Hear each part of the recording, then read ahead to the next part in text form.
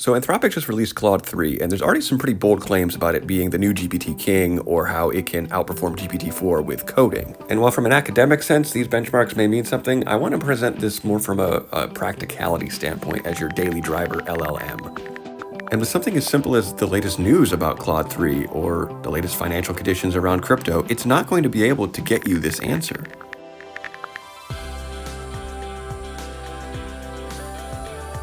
Now compare this same exact task with something like WebGPT, which is a custom GPT for ChatGPT+.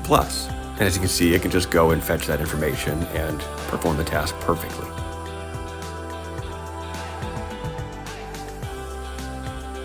It knows all about Claude-3, and of course it knows all about the latest entry in the OpenAI blog. And yes, February 14th is a few weeks old at this point, but it is in fact the latest entry. And not to beat a dead horse, but Claude-3's latest visibility into Bitcoin was, I think, around $20,000. It's actually about triple that.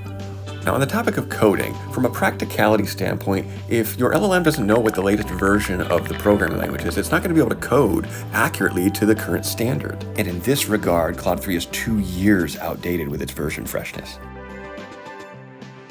So this seemingly small difference can have profound impacts on the actual capability and reliability of the LLM. And believe it or not, yes, by just retrieving the latest documentation on the latest version of Python, this particular session in this context window of ChatGPT, it will be able to code and effectively program to these latest standards. And to demonstrate that it did ingest it and in fact can now inference based on that new knowledge, I'm going to ask it to write some sample code to those standards.